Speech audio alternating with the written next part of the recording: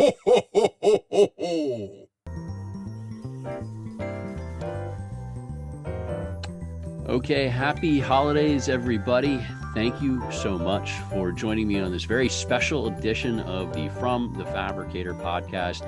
This would be number 12 for 2021, and it's a very special one because it's not like the other 11. I only have one guest today, very important man, very iconic and crucial presence in our industry, and I'll get to that in a second. And that's why I wanted to do a solo. It's a totally different sort of podcast, just one-on-one today for a few minutes with a great man, Mr. Don Friese.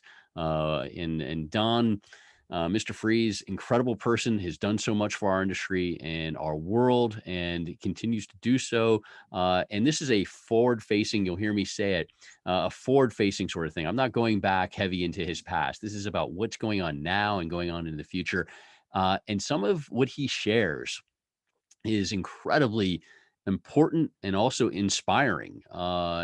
Things that we all need to keep in mind, and really some really interesting phrases to me that are really going to stick in my mind and in our world. So thank you for being here and joining me for this. And I'm going to kick it over to the interview right now with Mr. Don Friese, and then I'll be back right after we're done to wrap things up. Here we go. Okay, as I mentioned at the top, this is a very, very special podcast. I'm beyond honored to spend a little bit of time with this gentleman, Mr. Don Friese. He needs really no huge further introduction because of what he's done in our industry. And today, my goal is to be able to talk to him about what's going forward. I mean, everybody knows in this industry, if you paid any attention, what Mr. Friese has accomplished in his career. But now it's time, in my opinion, to look forward and look at what we can do as an industry and look at the things that are available. And so, thank you so much for being here, Don. I really, really appreciate your time, and I look forward to getting to spend a few minutes with you and picking your brain over on this podcast. So, thank you. Thank you. It's my pleasure to be here. Awesome. So let's talk about the Friese Foundation. That has been an unbelievable blessing to this industry. It's helped the glass world dramatically. What are your expectations now going forward into 2022? I mean, is there anything specific that you're looking for the Friese Foundation to do? I mean, you guys are doing amazing things. Yeah, we're so blessed with so many things that we feel we have to give something back. We just have to. It's just not fair if we don't do that. So that's what we're driven by with the Friese Foundation, is to look at the industry. I've been in it roughly 60 years, and I met a lot of people, had a lot of experiences, good, bad, and everything in between. And I always felt that we have to find a way to help other people. Mm-hmm. I mean, not that because I've been helped by a lot of people and I'm very thankful for that, but I'm really thankful to have the opportunity to help other people become the leaders of the industry, to become the ones who are going to make the industry what the industry is going to be in the future. Somebody has to take on that responsibility.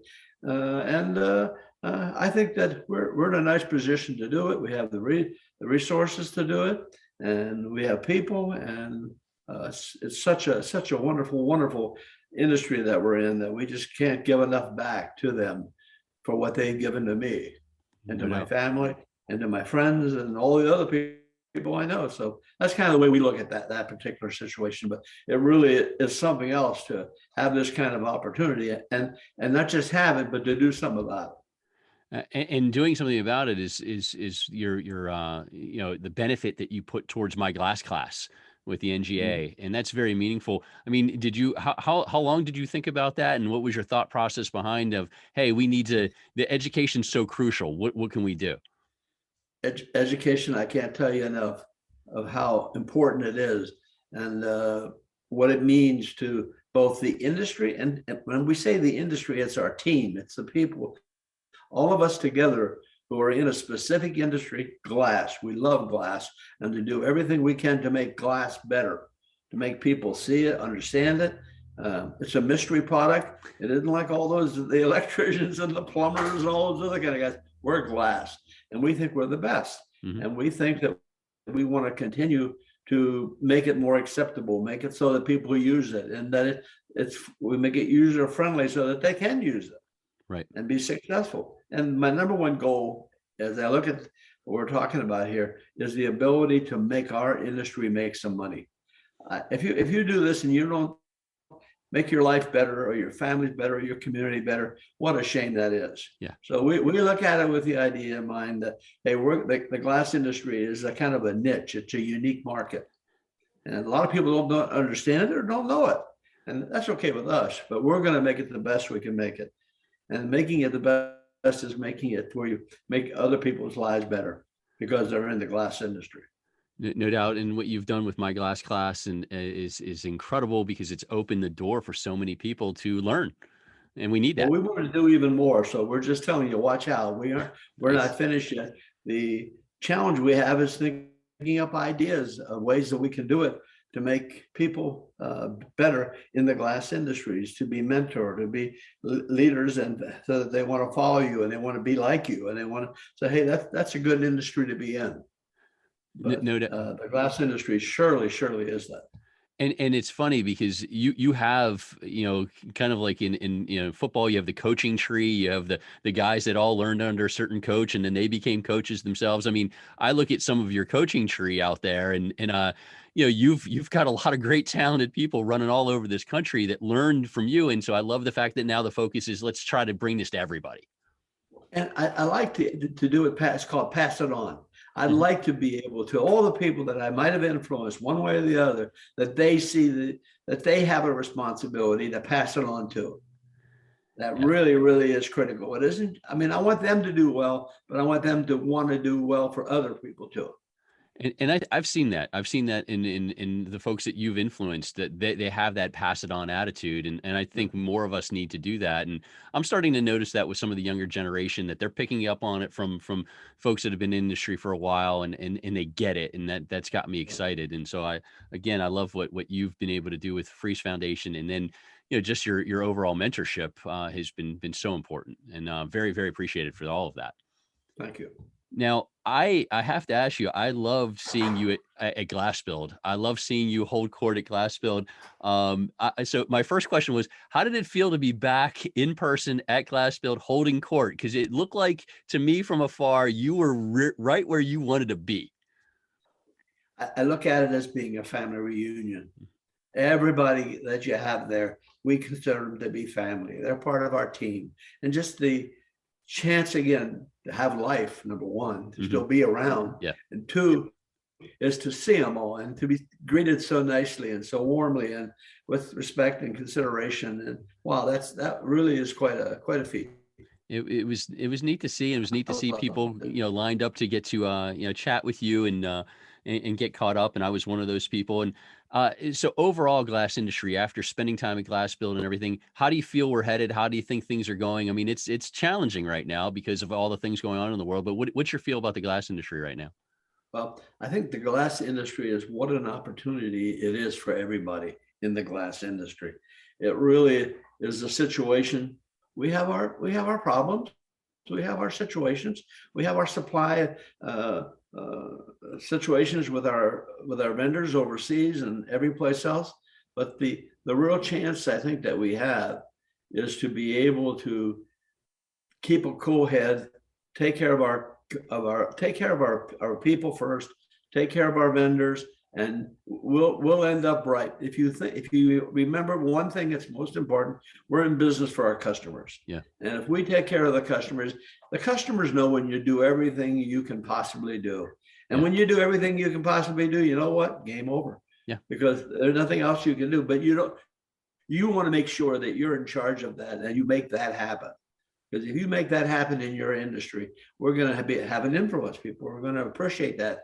They understand it. That they really don't want to be treated as if they're not customers. We just have the highest respect for our customers and our vendors. And we know that if we all work together, again, every day won't be perfect, but at the end of the day, we're going to be okay. No doubt. And they're going to be okay. No doubt. And you were holding court at the FHC booth, and it looked to me like it was a tremendous show for you and everybody around there. And it seems like every day I'm getting an email, some positive news coming out. That's got to make you pretty happy to see what's going on at FHC right now. Wow, what a company. It's Yeah. it's it's people doing what people should be doing. People not becoming arrogant and hard to get along with. That they don't get tied up in themselves, but to be tied up in what is the industry, what you can do, and then make sure that it gets done correctly. And you take your best shot at it. You do the best you can do, and that's all that there really is. But FHC is a lot of people pulling together to build a business, which someday when I'm long gone, well, somebody will look back and say, that's how it's supposed to work. That's how it's supposed to work. And I think it's they're okay because they're honest, hardworking citizens. And wow, that's tough to find. It is, and that's kind of back to that coaching tree of yours. Again, I think they all have taken the best of what you've offered and really are putting it into full scale practice. And I enjoyed everybody I met there because there were a lot of people I didn't know, and they all came across incredibly impressive.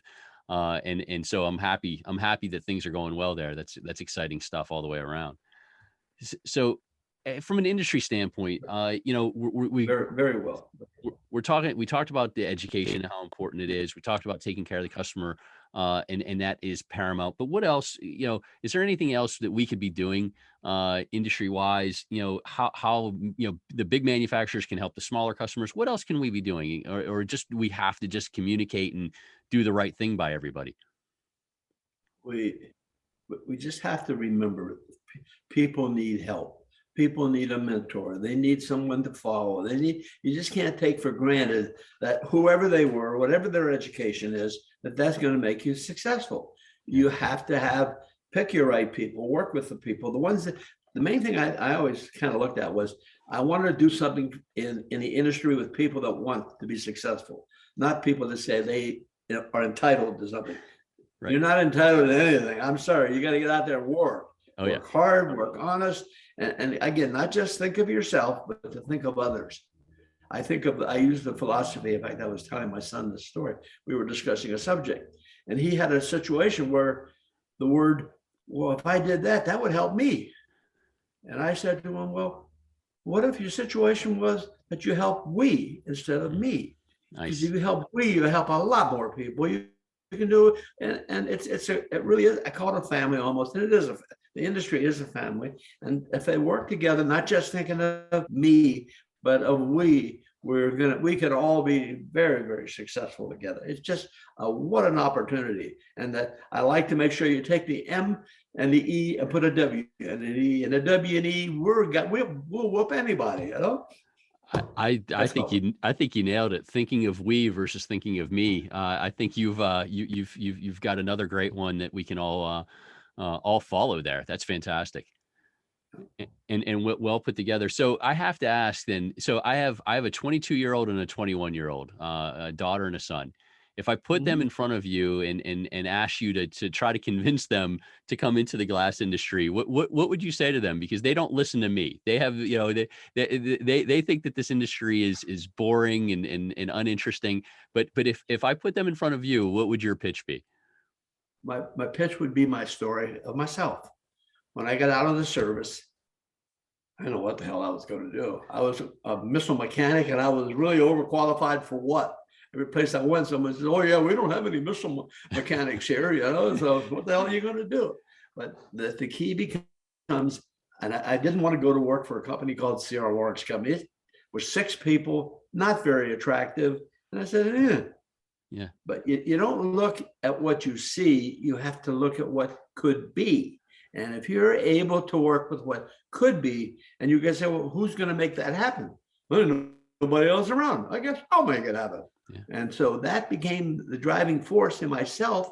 And I say to them is, whatever you do, whatever, if it isn't the glass or anybody else, to your children, find something that you look at and you can logically think in your mind about it, and then apply yourself and put yourself in that position, because that's how you'll be successful. And it worked for me, and it worked, and I didn't even think about it because I enjoyed it. Yeah. I made fun. I had people that I liked the people I was with. Like I said, I woke up one day and just looked around and said, glass. What the hell am I going to do with glass? Every place I looked, I see glass. Yeah. And so I said, I could do worse. So maybe I'll give it a try. And the main thing is give it an honest try. If you don't like it, you know what you can do? Stop and go do something else. Yeah. Yeah. No, But I always have the philosophy, don't quit. Don't quit. Because when you quit, that's when you give up. and another philosophy I think I've picked up from you and some others is that you don't look back either. You always look forward. We're meant to look that way, right? Yeah. Yeah. And you gave that to me. I talked to you last December on something else. When we did the article on Randy Steinberg, and you and him both had told me about only look forward. And I went in because I was always a very, very bad rear view mirror sort of guy. And that meant a lot to me. And I've kept that, and it made a difference for me. Only look forward. You can't change what's back there. I can change what's up there. And that's the difference. And Randy, a lovely guy, a great guy, a hardworking guy. I like it. Anybody that works hard, I really like him because a little bit of adjustment, I can make him really successful. And he is just a hardworking guy. And I just can't say enough good things about him, his business. He's in the glass business. Yep. And everybody says, he's lucky. He ain't lucky. He's good. He's good. And that's what I'm trying to say. And if you got to be good, work hard, do what you have to do, and you'll be fine. And be nice to people. Yeah. People And are still the key is people. I have to tell you that. Yeah, So it is children, amazing. Go ahead. The human relation skill is so important. Dale Carnegie taught us how to win friends and influence people. I can't tell anybody anything that's more important than to be able to do that in their lives. Yeah. Because if they like you and want to make you successful, you'll be successful. Yeah, no doubt, no doubt. And I love the advice that I will definitely have my kids sit down and watch that segment because it's meaningful, and I think you made a lot of sense. And I didn't know, and I know we weren't going to talk about the past, but I have to ask: a missile mechanic? How did you become a missile mechanic? I mean, what training did you have? What training I had? Yeah, to be a missile mechanic. I went into the service and I was looking at what people were doing, and I go, what do I want? I started my basic training in Fort Knox, Kentucky, with the falling tanks in the mud and the cold and freezing. I don't want to do this. No. I have to find something else. And so I was fortunate enough that opportunities came along, and I got to go to the loveliest place in the world, which was Fort Bliss, Texas. It's warm down there, and I like that. And so that was really you just learn it as you got to do something. Yeah. You can walk or you can talk. And I was able to talk in the other job. I love it. I love walk in the mud. It's no fun. I love it. So what's next for you? I know you're going to keep pushing with the Friese Foundation. Any other big ventures coming up? What else is on your plate? Well, I think we're going to probably be looking to put more effort into the frameless hardware company. Mm-hmm. I think that's the opportunity for the industry. The industry needs to have a company like that's willing to give customers a choice, not just you only have one choice. Ours is not to have one choice. Ours is to have a choice. And when you have a choice and you give the customers a choice, you can give them the choice, but if you don't perform, you still are not going to be successful. True. So we're looking in that area as probably the area that I think the industry needs more. I mean, when I was with C.R. Lawrence, I was probably the most dominant part of the industry at that time. Right. But now it's a different ballgame. Sure. And so big things coming out of there, and obviously big things with your foundation, and that's exciting, and education will continue. The foundation is so wonderful. It's so easy. Makes you feel so good. And they always say in life, it's better to give than to get. I mean, I have no need for anything, but it's sure nice when you see other people's lives change. And that's what the foundation's about. And it could be anything from veterans to animals to churches to whatever it might be. There's so many multiple things of people that need help.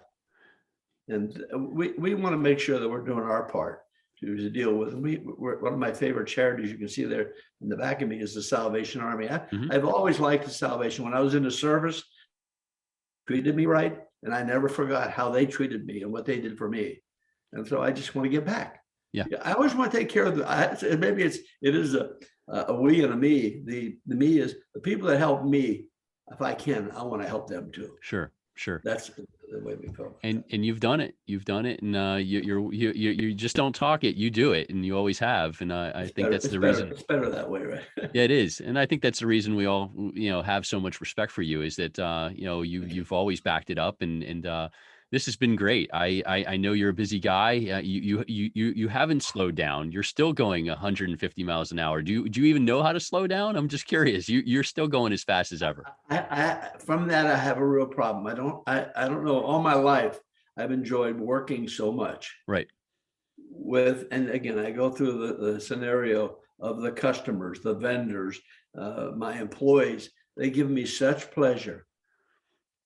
And I don't know if I didn't have that, I don't know what I'd do. I'm not a golfer. I'm not Right. all the other kind of things you do. And again, in my life, doing it over again, maybe I'd have a hobby, but my hobby is still the business that I'm in. I love it. Making the world better is the best. And how can I do that? Playing golf, I can't make it much better. I have to No. tell you that. Playing tennis, I can't make it much better. Working, I make it better. Yeah, and you do. You've made our industry dramatically better and made such a humongous effect on our industry, and continue to do so every day in whichever venture you're in. And me speaking as an industry guy, I'm grateful, for what you've done, and I know the rest of our world feels that way. And I just, don't know where we'd be without you, quite frankly. So thank you so much for dedicating it, your life to our world. That's the biggest I'm thing. just glad I'm still around a little bit longer yet. You ain't going. You're not going anywhere soon, my friend. No way. No way. You're too crucial. But I appreciate you being here, and I wish you and your family only the best for the holidays and a happy, healthy, and super successful 2022. Thank you so much for doing this with me today. Hey, anytime you're a friend of mine and a real pleasure working with you, talking with you, and we're thankful for your support. So thank you. I'm honored by that. Thank you so much, sir. Thank you. Okay, buddy.